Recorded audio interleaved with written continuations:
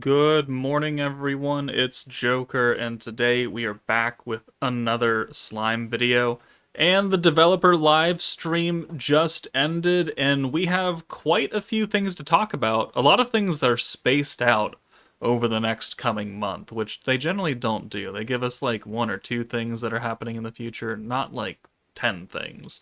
So there is a lot of information to cover here.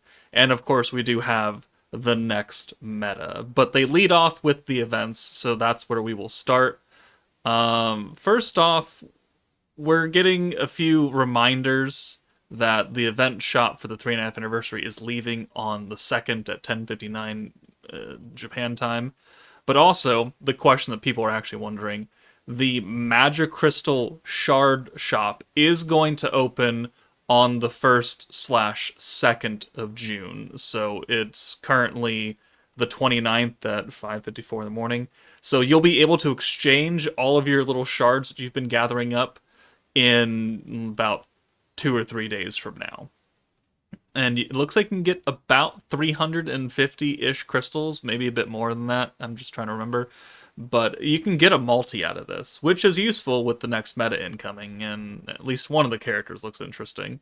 So you'll be able to exchange these in the next couple of days. We have the 1300 Days of Service celebration going on. That's nothing new. However, we also have the 8.88 million download login bonus, which will start on the 1st as well, and then we'll re-up on the 10th. This is my time, not Japan time, so it's going to be the 2nd and 11th for a lot of other people in UTC. But, 20 crystals, some tower potions, some EX things, nothing crazy. They don't tell us what the second part is going to look like. I would assume it's probably going to be similar to this. But hey, I mean, free stuff is free stuff, right? Can't really argue with that. We also have a special quest for the 8.88 download celebration where you can get a Tempest Medal of Honor 5-star ticket. So cool. I've got like 15 of these I got to burn in the next couple of days for a ticket summon video. So hopefully we can pull something good out of that. And this is just another one to add to the pile. And that's it for that. And then they talk about transferring Rimuru for literally like 10 minutes. And here is the Crucible refresh that is coming tonight. However, there is one key change to this. They're only doing 10 floors at a time. So I don't know how that's going to work. Like, I don't know if Crucible is just going to disappear from the game and you can't access the 100 stages at once, or it's going to be like a separate tab with the revamp. But this says that they're going to do 10 floors every week for the next 10 weeks. And you can get platinum hammers and things like that, which you can't get right now. So I think what they're going to do is, because yeah, platinum hammers did not exist when Crucible came out. Gold hammers were a thing. So I think they're going to just remove all 100 stages, revamp the actual like first time clear rewards, and then just do 10 at a time, which is kind of how they did it when Crucible was first coming out. They were doing 10 floors at a time. But I don't think you're going to be able to just go through 100 floors with 10 of them being refreshed and the other 90 not being refreshed, if that makes any sense. So yeah, if you have not done these, then please do them because it ends soon. Ends very, very soon. Next up is we have a new accessory item. So this will go alongside the earrings, the bracelets, the necklaces, the things that have like the bind and the poison dodge and all that jazz.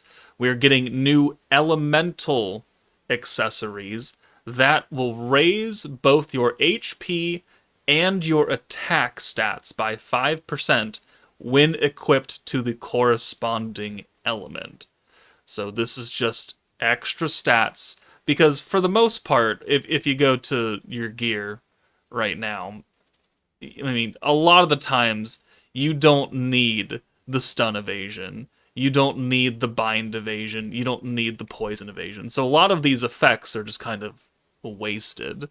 So now we have brand new charms that you can make, or not charms, but accessories, that while being very dependent on the element it's attached to, you can actually get extra useful things, because it's going to give you the same kind of basic stats for HP, but it's also going to give you another 5% HP on top of that, plus 5% attack, which right now none of these accessories do.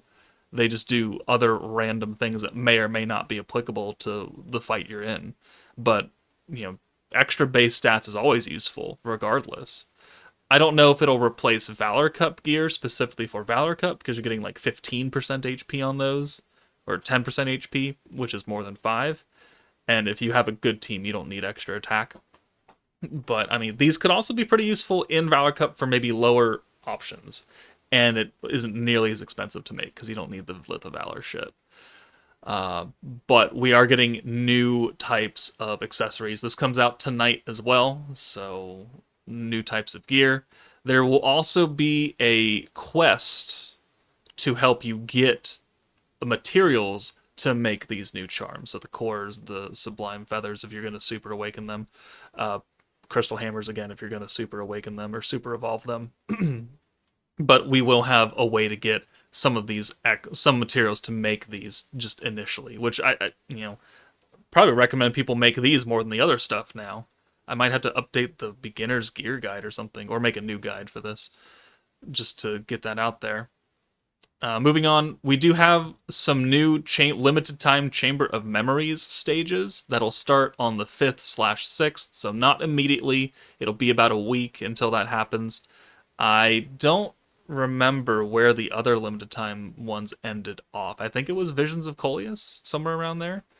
Or no, Primal Demon is the most recent one, I think, in there. So this might be like Exalted Champions and whatever came after Exalted Champions, I forget. Commander, maybe Prosper as well. Ogre's Pride. I don't know how deep it's going to go, but we are getting more limited time Chamber of Memories. This is end game content. You need very specific teams to do this that match the force that they want you to do. We have a new Koban, Veldora, and Rimuru sticker. I wouldn't recommend spending your Koban on stickers, but you can do what you want with them, I guess. We are getting new relationship quest things for a bunch of characters. It's Benimaru, Shuna, Soe, Hakuro, Shion, and Kurobe are going to get another tier of missions added to them that you can do. I haven't done all these because I kind of forget and I don't really care, but they are getting more of them. You can get some potions, some crystals, I believe, so that's nice. Corridor of Awakening is coming on the 1st. Cool. Corridor Awakening is a bit more important now that we have access to the older beatdown characters, so that is good. We have a new difficult event coming, roughly translated to Battle of Tyrants against Awakened Clayman, and you're going to get Sublime stuff, Crystal Hammers, and Rainbow Skill Enhancement materials. So that intrigues me the most. This will be a high difficult endgame style conquest or quest type of quest. I don't know how it will compare to like the Heavenly Conquest event that's still going on right now. I don't know if it'll be equal or maybe a bit less or more difficult, since this is our first time getting this event. But I'm sure it will be at very minimum difficult for a lot of people. So stay tuned for that to come out on the 8th/9th. And we have, I think this is the Goddess of Destiny 2nd rerun, but it also talks about getting 100 free tickets for summoning on something. So I think they're going to give us like 10 free multis on a Goddess of Destiny rerun banner. And you can use Pity or Bazaar points to get a 30% EX ticket and Platinum Hammers. I'm not entirely sure because Google Translate is not working very well on this screen right here, but I think this is a rerun at minimum. So if you don't have Bride Shuna or Bride Mirren, very, very old characters, I guess this is a potential chance to get them. Cool. We have a Valor Cup enhancement missions going that's going to start on the 19th, so this is like way down the line. This is not coming for a while. Cool. Maybe they're gonna revamp Valor Cup soon, and they want us to make gear. I don't know, but we're gonna have missions that you can get the Lith of Valors and hammers to make Valor Cup gear. Only make Valor Cup gear if you have nothing else to do with your time, though. Like Valor Cup gear is the epitome of end game kind of, I have nothing better to do with my stamina kind of stuff.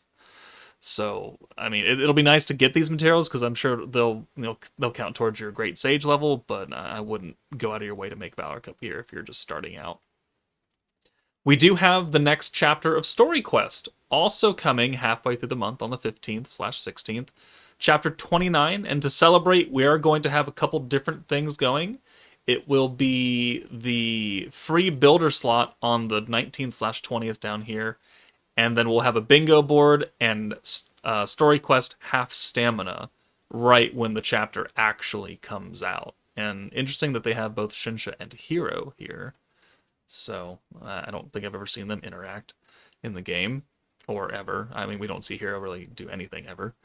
But we are getting the new chapter of Story Quest, so that is cool. We've been on 28 for a bit now, since Antagonist meta, so right before the 3rd anniversary.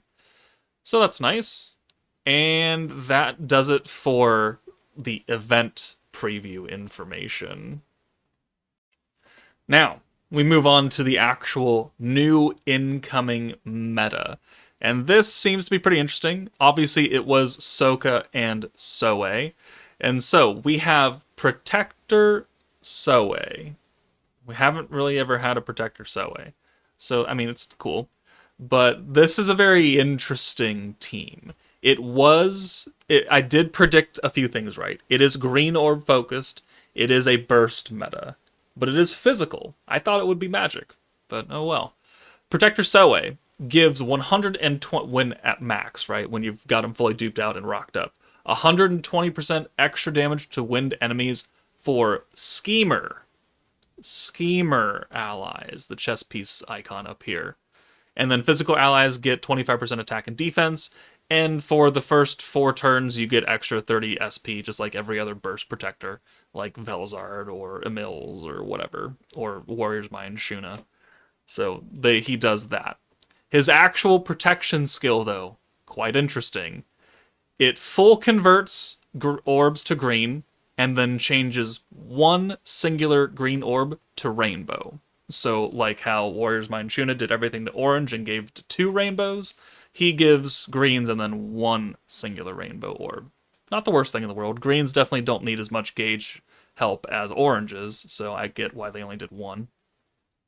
And then he's got the Inspire gimmick, which is the same thing that Protector Masayuki has, where you get extra permanent attack stats based on how many times you hit somebody in a turn. So you send 6 orbs. Okay, that's 6 hits. You do the follow-up orbs. That's another 6 hits. You do the multi-hit shenanigans, and that's 9 hits or something. Or it's 3 hits per orb. So he's doing that. When the enemy's turn ends, every 3 times, but so is every 2 times that you hit. So he's actually easier to do, and he has a higher cap because he's going to 60% total attack stack per turn. I don't know if we'll actually hit 60, just like we never could actually hit Masayuki's 40%, but he is going to give you permanent attack stacks based on how many times you hit an enemy. So this is another multi-hit kind of team, and the skills are very much leaning into that. On top of that, he gives you a very basic 20% ult damage buff. But if it's within the first 5 turns, it's 100% ult damage. So if you go to turn 6, turn 8, turn 12, you're only getting 20. But turn 1, 2, 3, 4, and 5, you're going to get 100% extra ult damage when you use this protection skill. So permanent stacking attacks from multi-hits, up to 100% ult damage in the first 5 turns. You've got the full green convert. I mean, he seems okay. The multi-hit gimmick is definitely not a super great gimmick, but it still does work, because if you attack 2 times a turn, you get an extra 5% attack, and you're going to send 6 orbs generally, so 15% attack guaranteed on a turn. So, I mean, it's something. It's definitely something. So Soe, I think he'll be okay. I don't think he's super duper great. He's definitely not as good as Warrior's Mind Shuna, but he's at least usable. However, we move into Souka, and dear Lord, look at this costume. Look at this art. She will be immediately 120 in my box when we summon for her tonight. Whether it's by summoning or shards, she's going to be 120. Cannot pass this. Cannot pass that up. Anyways, she is our single target DPS character for this new Schemer Force meta. So she's got a single target space physical ult for 600%. And she is essentially a burst version of Divine General Diablo. Because her first skill for 50 points is guaranteed synergy and 50% synergy power for all allies. And within the first 5 turns, it's 100% synergy power. So in the first 5 turns, it is literally just Divine General Diablo. Guaranteed synergy, 100% synergy power. Okay. No other restrictions. It's not limited to Schemer. It's not limited to physical allies. It's just everybody gets synergy and synergy power. And if it's in the first 5, you get extra synergy power. So she can still work past turn 5 for this. You'll only get 50% synergy power, but 50% is better than none. So she does have value outside of turn 5 as well, which is nice. Her second skill is, with all due respect, batshit wild. Because I didn't really understand what it said until they showed it in game. But this very, very long paragraph, the second part of it is that you get a 3-turn 50% all gauge increase to green orbs, like Diablo, but it's instead of 1 turn, it's 3 turns, so that's already great.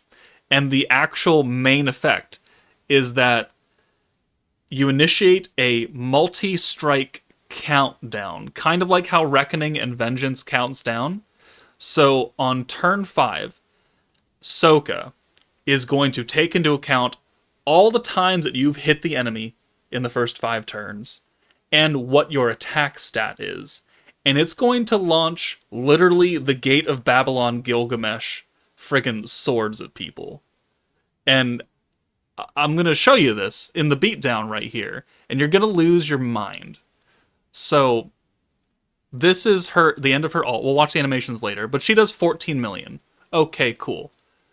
But Clayman hits us. Okay, he's got half HP, and then all of a sudden, this effect kicks in right here, and the swords come in, this portal opens up, and he literally dies because he gets hit by like 30 million swords. Like, watch that again. Look at all these damage numbers that are popping up. This is her skill. And it's going to take into account, again, how many times you've hit the enemy in the first 5 turns, and your actual just raw attack stat, which is being buffed by Soe continuously. And she literally launches the Gate of Babylon at people. So, Reckoning, Vengeance. I mean, this fight has barriers. That skill says, fuck your barrier. Because it's going to hit like 1,000 times. So, I don't know the extent of this skill. I don't know the restrictions and the counterplays to it and what needs to happen. I just know that it literally launches the Gate of Babylon. So this is Gilgamesh Soe, essentially. Souka. With synergy power. So I think Souka's actually going to be pretty cracked. Because you can use this on turn 5, or I assume turn 6, turn 8, turn 12. I don't know if this Souka has a ceiling, quite honestly. But I think because she's got a green buff and she's got guaranteed synergy, she already has insane value. And then you add that in, and I don't know what the rest of the game looks like at that point. So Souka's kind of cracked. I'm kind of happy about that. Kind of being I'm really happy about that. Souka looks wild. And then we do, here's like another still, like, look at this. Look, 1, 2, 3, 4, 5, 6, 7, 8 hits that are doing 1.3 million damage apiece. 1.3 million damage times 8 times 16 times 24 times whatever number, because it's actually just a still image and not everything shown. Like, that's what Souka's doing. Okay, cool. And the multi-hits definitely count, because it takes into account how many times you've hit, and Schemer allies specifically get extra counts towards that. So, like, if you were to hit him with Shuna or something, you'd get 1 count towards that. But if you hit him with Souka, it's 2 counts.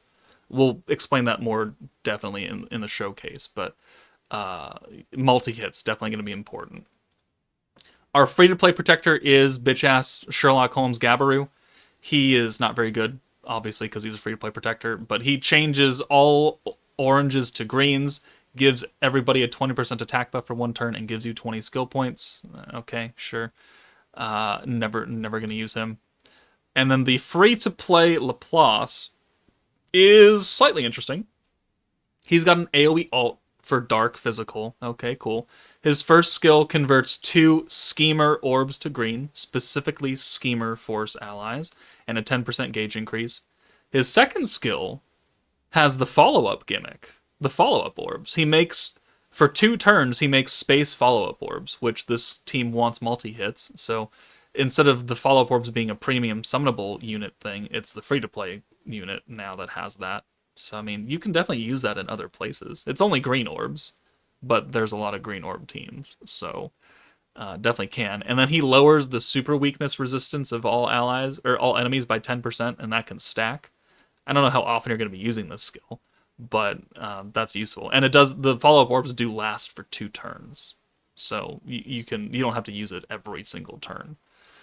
So interesting. I don't know how useful he's going to be in real life, but definitely interesting that the free-to-play unit has the follow-up gimmick now. The web store is going to have some special packs for this meta going on as expected. And let's take a look at the animations now. そろそろ幕引きといこうか。それじゃあ失礼して。ほら、最後なら。ノーバリーストライク。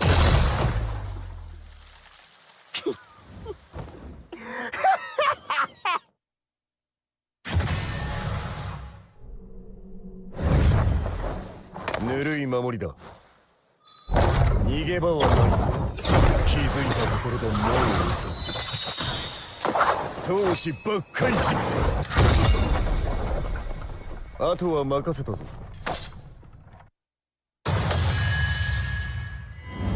あとは任せたぞ。はっ、お任せください。闇に縛られし悪しき者、その命奪い去ります。超子残罪人。二人きりの運命、ずっと続けばいいのに。So, I think Souka, they both look pretty good. And I also like the fact that they're playing off of each other's ults. So it's like, you use Soe, and he ends up, next to Souka. And then Souka, her animation starts where, like, Soe's animation ended. So it's kind of like just one long continuous animation, technically. It's cute. They haven't really done that before, quite honestly. Like, they've kind of done things close to it, but not like a definite end point, start point is almost the same. So it's very cute, and I do like the animation. Souka is hot, and then the beatdown battle here. They've got both Visions of Koli, or not, sorry, Warrior's Mind Blanc and Divine General Blanc. They have not given this Divine General Blanc a rerun yet. I would expect this to come within the next week or so. I don't think you should summon for her, but she'll definitely be useful since this is a space-focused meta. And then they've got Protector of Peace Hinata for the multi-hit.